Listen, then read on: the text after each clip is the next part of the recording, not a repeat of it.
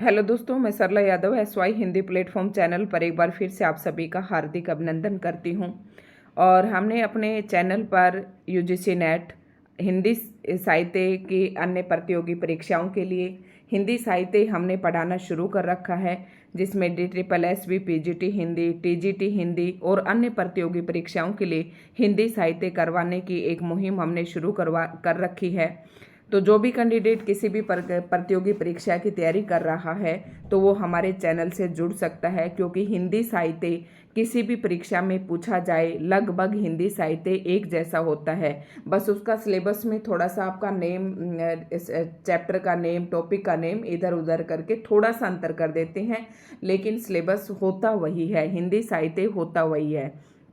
तो आज की इस वीडियो में मैं आपके लिए स्पेशली DSSB PGT हिंदी के लिए मेरे पास कमेंट आए थे, मेरे पास स्टूडेंट जुड़े हुए हैं, तो उन्हीं के उन कमेंट्स को ध्यान में रखते हुए मैं स्पेशल PGT हिंदी DSSB के लिए वीडियो डाल रही हूं। और ये हमारी क्लास नंबर 3 होगी।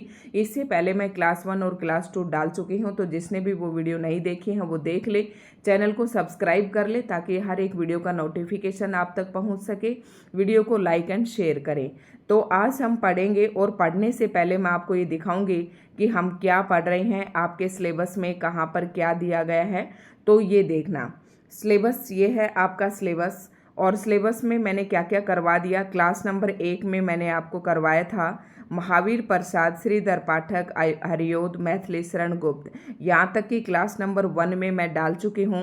दूसरी फिर मैंने क्लास डाली भारतेंदु मंडल के सभी कवि, और स्पेशली तौर पर यहाँ पर 2 ही कवि दे रखे हैं भारतेंदु मंडल के, भारतेंदु हरिश्चंद्र और बद्री नारायण चौधरी। वीडियो नंबर 2 में मैं ये पढ़ा चुकी हूँ, और आज की मैं लेकर आई हूँ वीडियो नंबर 3। और वीडियो नंबर में आज हम पढ़ेंगे जयशंकर प्रसाद, महादेवी वर्मा, पंत निराला, सूर्यकांत त्रिपाठी निराला और सुमित्रा नंदन पंत, ये 4 कवि हैं। और वैसे देखें तो ये चारों ही आपके छायावादी कवि हैं। और महावीर प्रसाद, श्रीधर पाठक और ये देखें तो द्विवेदी युग के कवि हैं, और अगर इनको देखें तो ये भारतेंदु युग के कवि हैं।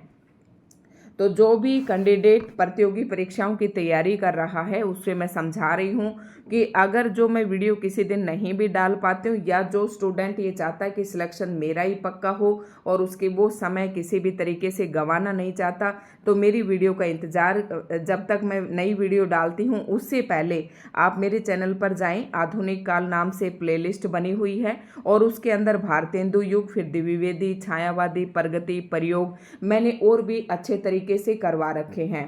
तो अगर आप 2 बुक से और 2 वीडियो से पढ़ते हैं तो आपकी तैयारी जो है, एक भी प्रश्न आपका छूटने की गुंजाइश नहीं रहेगी, आपकी नॉलेज भी ज़्यादा बढ़ेगी, और फिर एग्जामिनर चाहे किसी भी प्रकार का प्रश्न पूछ ले तो वहाँ से आप देखकर जल्दी जल्दी अपने काल पूरे कर सकते हैं।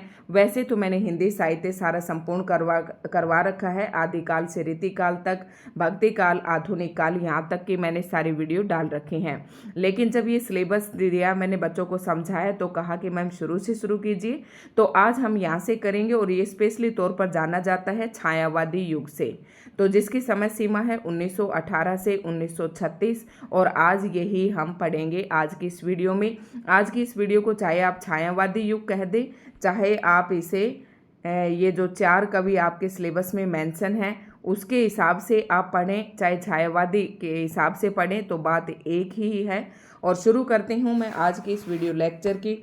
और छायावाद मैंने बताया आपको, ये चारों ही कवि किसके अंतर्गत आते हैं, छायावाद के अंतर्गत। और 4 महान स्तंभ हैं इसके, ठीक है, छायावाद के। तो चारों कवि हम पढ़ेंगे। अगर इस वीडियो लंबी हो जाती है तो 2 पढ़ेंगे, 2 अगली वीडियो में पढ़ेंगे। तो शुरू करते हैं। छायावाद की जो समय सीमा है 1918 से 1936। बहुत ही इजी तरीके से जब प्रश्न पूछा जाता है तो ये प्रश्न भी पूछ लिया जाता है। हिंदी में सर्वप्रथम पंडित मुकुटधर पांडे ने जबलपुर से प्रकाशित पत्रिका में सन 1920 ईस्वी में हिंदी में छायावाद शीर्षक से 4 किस्तों में एक लेख प्रकाशित करवाया। देखो, छायावाद शब्द कहाँ से आया, इस बात पर चर्चा करेंगे सबसे पहले कि छायावाद नाम किसने दिया, कहाँ से आया। तो हिंदी में सर्वप्रथम मुकुटधर पांडे ने एक पत्रिका प्रकाशित करवाई जबलपुर से, और कब करवाई? 1920 ईस्वी में। वो कौन सी भाषा में थी? मुकुटधर द्वारा प्रकाशित पत्रिका वो हिंदी में थी। हिंदी में छायावाद शीर्षक से। छायावाद तब पहली बार शब्द देखा गया था। कहाँ पर देखा गया था छायावाद शब्द? शुरुआत में आपको कहाँ से मिला था कि मुकुटधर पांडे ने जबलपुर से एक पत्रिका प्रकाशित करवाई 1920 में, और हिंदी में छायावाद शीर्षक से 4 किस्तों में एक लेख प्रकाशित करवाया।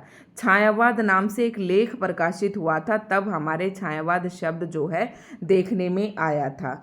तो मुकुटधर पांडे को लिखित रूप में छायावाद शब्द का प्रथम प्रयोक्ता स्वीकार किया जाता है। यानी कि छायावाद का प्रथम प्रवर्तक किसको माना जाता है? मुकुटधर पांडे को। सन 1920 ईस्वी में सुशील कुमार ने सरस्वती में हिंदी में छायावाद शीर्ष। फिर दूसरा किसने डाला? पहला तो मुकुटधर पांडे ने छायावाद शब्द का प्रयोग किया। दूसरी बार हिंदी में छायावाद इस शीर्षक से सरस्वती पत्रिका में फिर से एक संवादात्मक लेख प्रकाशित हुआ। वो लेख प्रकाशित करवाया सुशील कुमार ने, और ये भी 1920 में ही करवाया। और इस संवाद में 4 लोगों ने भाग लिया था। कौन कौन थे? सुशीला देवी, हरिकिशोर बाबू, चित्रकार रामनरेश जोशी तथा सुमित्रा नंदन पंत। तो आप ये सोच रहे होंगे कि मैम अभी ये क्या पढ़ा रही है। तो ये छायावाद का सबसे पहले ये था कि छायावाद शब्द हमारे पास कहाँ से आया, किस कवि ने इसका प्रवर्तन किया, तो ये हम देखेंगे। आप ये सोच रहे होंगे कि मैम ने तो ये कहा था कि अभी हम 4 कवि पढ़ेंगे, तो 4 कवि भी पढ़ेंगे भाई बारी बारी से। लेकिन सबसे पहले आपके सिलेबस में दिया हुआ था कि हिंदी साहित्य का विस्तृत अध्ययन।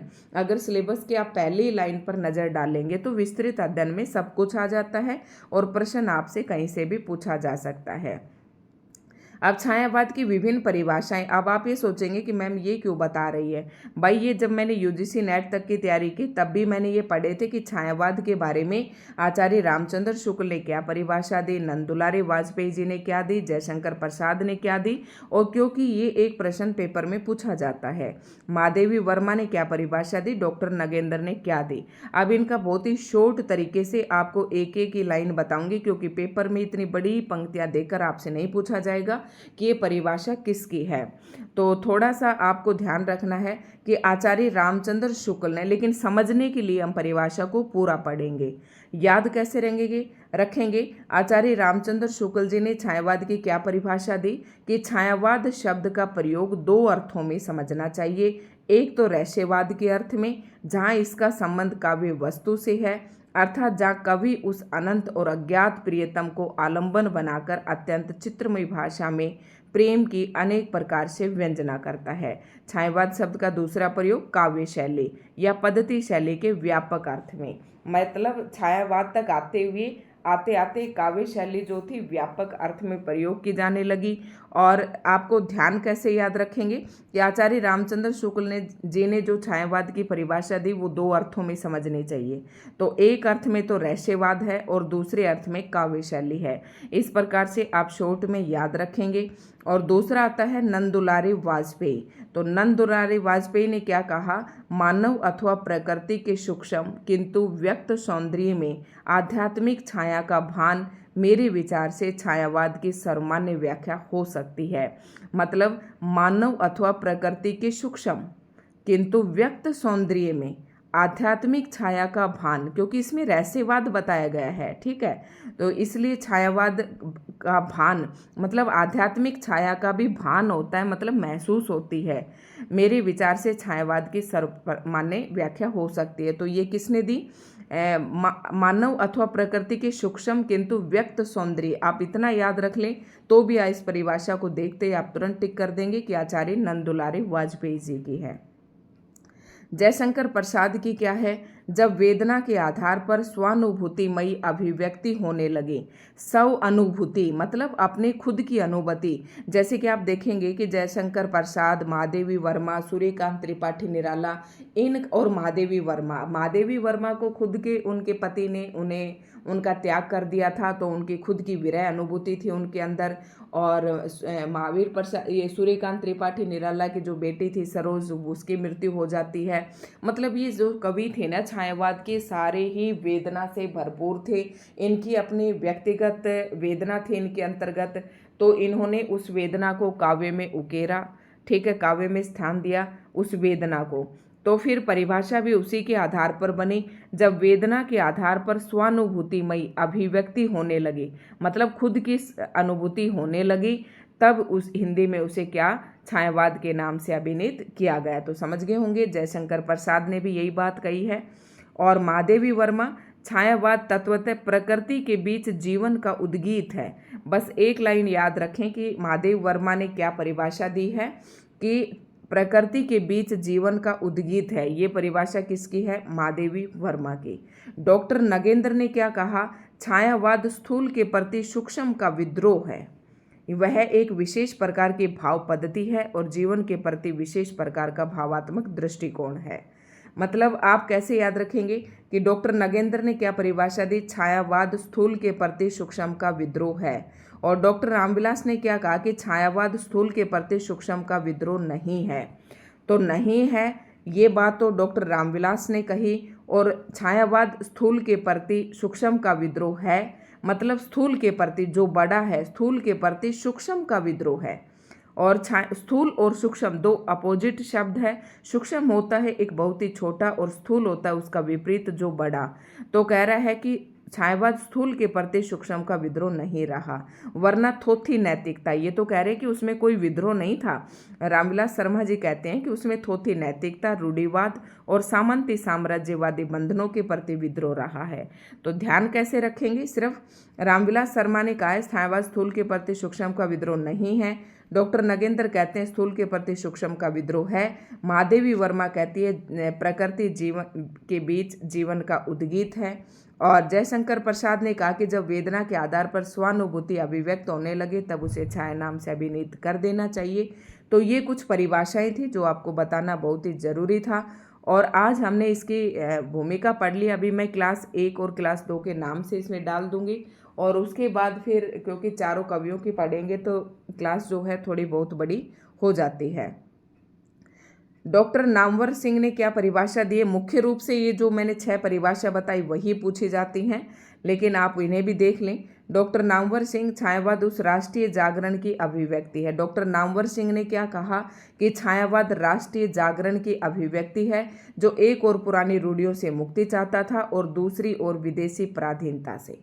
तो ये तो आप समझ रहे होंगे, बिल्कुल ही आसान है कि नामवर ने कहा कि छायावाद से पहले जो छायावाद का जब अस्तित्व हुआ और छायावादी जब रचनाएं होने लगी तो उस समय एक नई चेतना जागृत हुई और पुरानी रूढ़ियों से मुक्ति चाहने लगे कवि।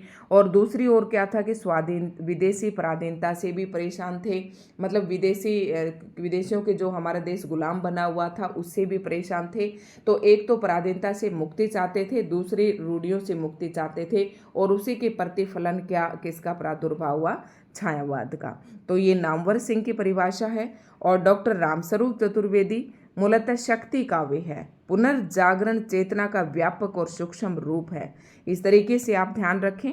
उसके बाद यहाँ से आपके प्रश्न शुरू हो जाते हैं कि छायावाद का जो प्रवर्तक है आचार्य रामचंद्र शुक्ल जी ने किसे माना है?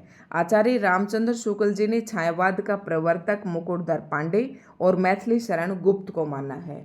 उसके बाद डॉक्टर नंदुलारी वाजपेयी ने सुमित्रा नंदन पंत को छायावाद का प्रवर्तक माना है, और प्रभाकर माचवे ने माखनलाल चतुर्वेदी को, और इलाचंद्र जोशी व अन्य विद्वानों ने जयशंकर प्रसाद को। तो याद कैसे रखेंगे? आचार्य रामचंद्र शुक्ल ने मुकुटधर पांडे को, ये पूछा जाता है।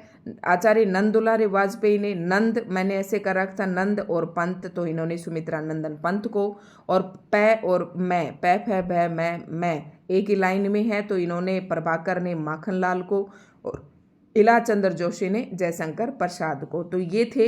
यहाँ से एक प्रश्न सीधा बनता है टीजीटी पीजीटी एग्जाम में कि छायावाद का आचार्य रामचंद्र शुक्ल जी ने छायावाद का प्रवर्तक किसे माना है, नंदुलारी वाजपेयी ने किसे माना है। ये दोनों प्रश्न महत्वपूर्ण हैं।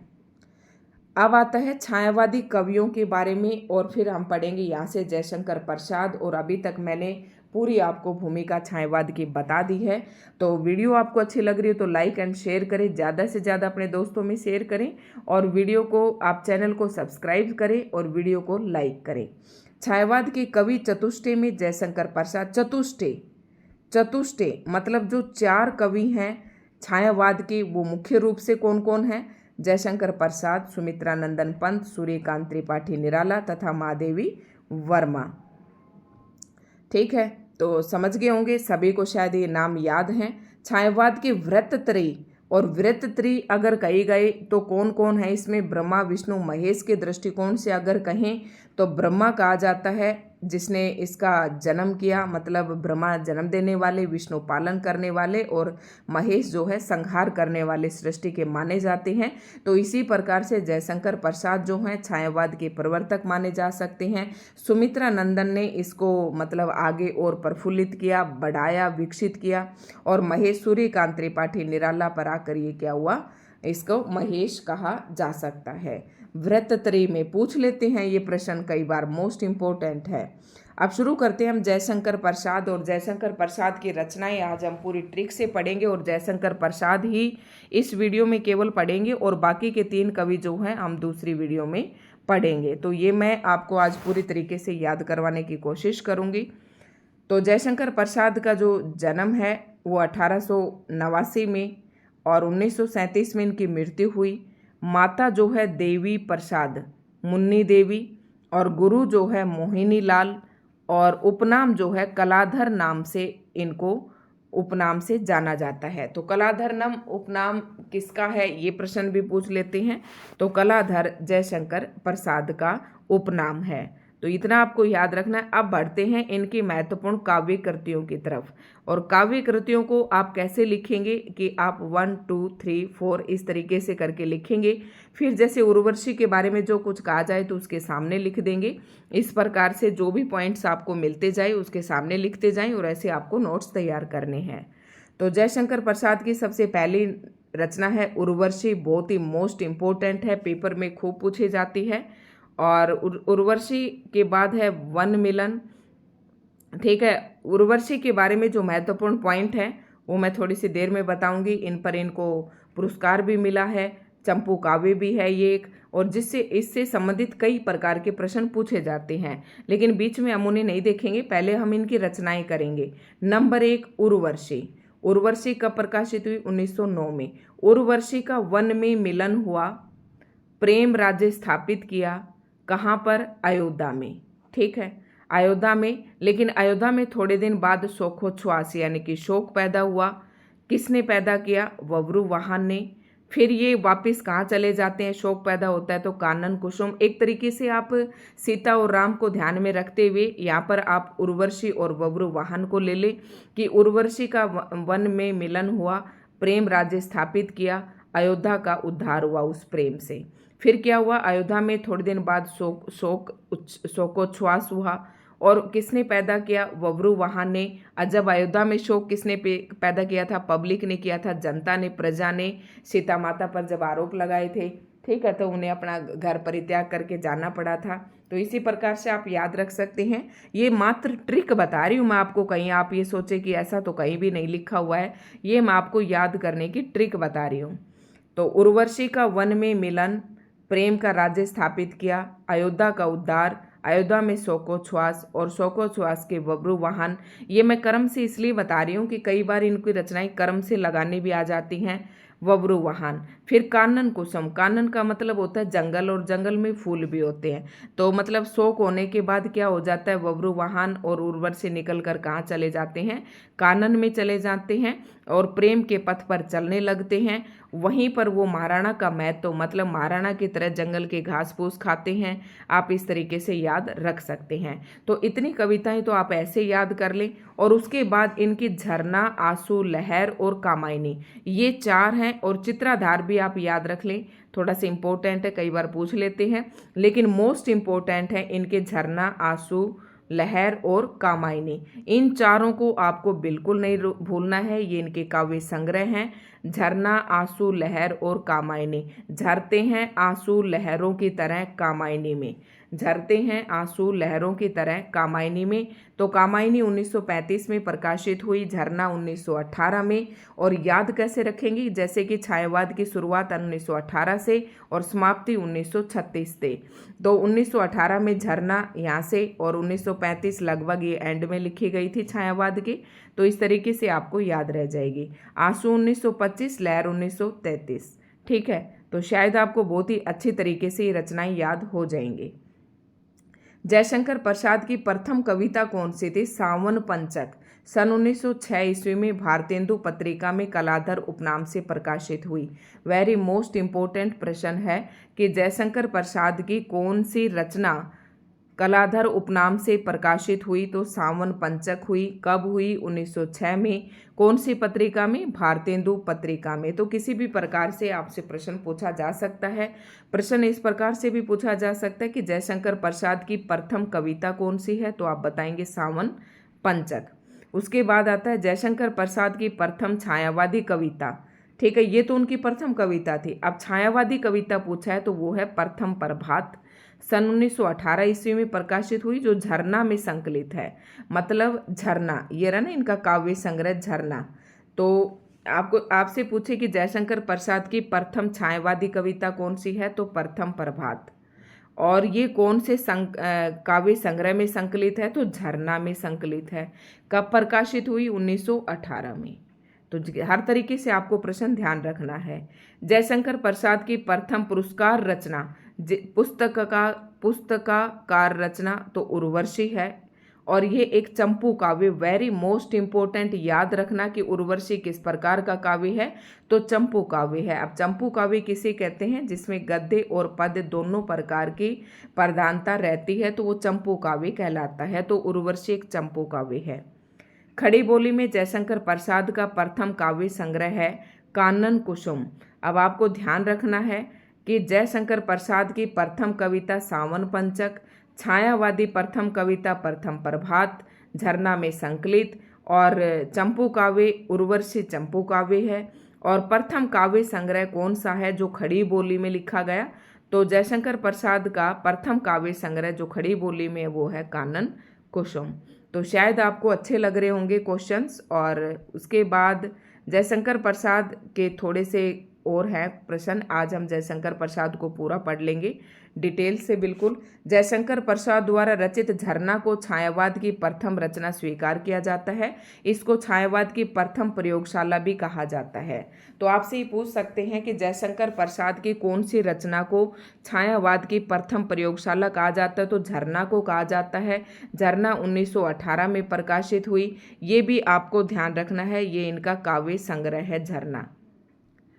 जयशंकर प्रसाद कृत आंसू 133 छंदों का विरह प्रधान स्मृति काव्य है। झरना आंसू, आंसू अभी मैंने आपको बताया था, झरना आंसू लहर कामायनी। तो आंसू 1925 में प्रकाशित हुआ था। एक बार फिर से देख लेते हैं, आंसू जो है 1925 में ही है। तो इस प्रकार से आप देखेंगे तो आपको रचनाएं याद हो जाएंगी।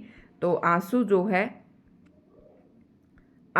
है याद रखना है, झरना 1918 में, आंसू 1925 में प्रकाशित हुआ। और आंसू के अंदर क्या है? ये एक विरह प्रधान स्मृति काव्य है, विरह प्रधान काव्य है, ऐसे ध्यान रखना है। कितने छंद हैं? 133 छंदों का विरह प्रधान स्मृति काव्य है। इसे हिंदी का मेघदूत भी कहा जाता है। तो आपसे पूछ ले कि जयशंकर प्रसाद की कौन सी रचना को हिंदी का मेघदूत कहा जाता है? तो ये किसको कहा जाता है? आंसू को। छायावाद की प्रथम प्रयोगशाला किसको कहा जाता है? झरना को। याद रखेंगे अच्छे तरीके से। जयशंकर प्रसाद कृत चित्राधार में इनकी ब्रज में रचित कविताएं संकलित है। अभी जब मैं आपको बता रही थी तो वहाँ आपको ध्यान रखना है, झरना आंसू हिंदी की प्रथम प्रयोगशाला किसको कहा जाता है? झरना को। आपको यहीं पर जब आप अपने नोट्स बनाएंगे तो यहीं पर लिख लेना, हिंदी की प्रथम प्रयोगशाला झरना को कहा जाता है।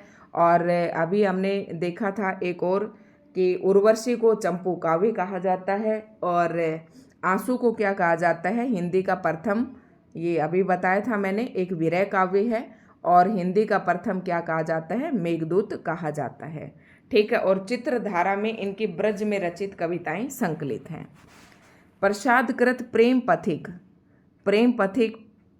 प्रथमतः ब्रज भाषा में सन 1909 में लिखा गया था, जिसका इन्होंने खड़ी बोली में अनुवाद 1914 में किया। मतलब जो प्रेम पथिक रचना है वो सबसे पहले जयशंकर प्रसाद ने ब्रज भाषा में लिखी और 1909 में लिखी, ठीक है, और खड़ी बोली में इसका अनुवाद 1914 में किया गया।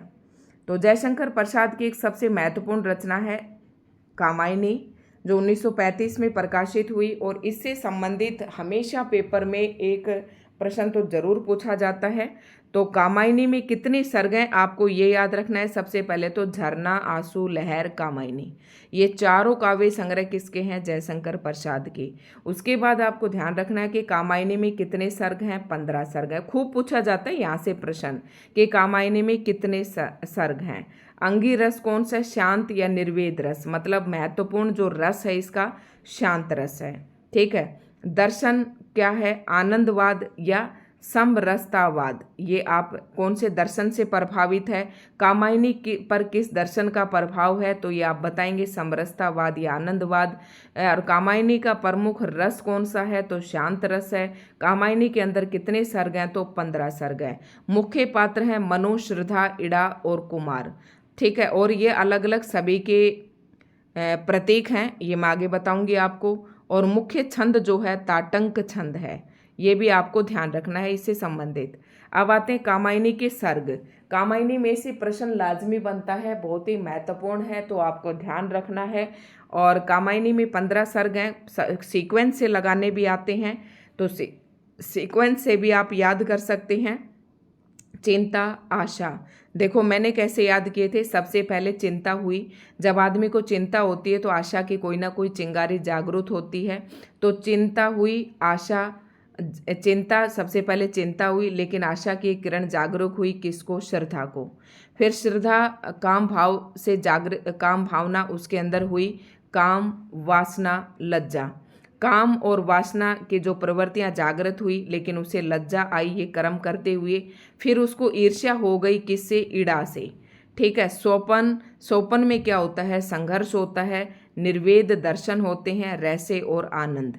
इस प्रकार से आप इन्हें याद कर सकते हैं और कोई भी अपनी ट्रिक बना सकते हैं। तो याद रखना ये 15 सर्ग हैं, सीक्वेंस से पूछे जाते हैं। उसके बाद आता है कि प्रतीक और पात्र। तो मनु मन का प्रतीक है, मैं से मनु, मन, हृदय, श्रद्धा। इनको कैसे याद रखोगे? अगर कोई बच्चा कंफ्यूज भी हो रहा है तो हृदय में भी र है नीचे, और श्रद्धा में भी स और र, श और र के मेल से ही श्रय बनता है, श्रय।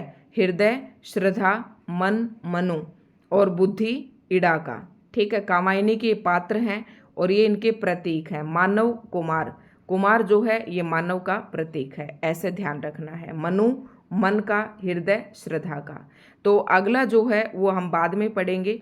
तो सूर्यकांत त्रिपाठी निराला अगले कवि आते हैं, ये हम कल की वीडियो में देखेंगे। आचार्य शांति प्रिय द्विवेदी ने कामायनी को छायावाद का उपनिषद कहा है। अब ये भी पूछ सकते हैं कामायनी को छायावाद का उपनिषद किसने कहा है? तो आचार्य शांति प्रिय द्विवेदी ने। जयशंकर प्रसाद को प्रेम और सौंदर्य का कवि माना जाता है।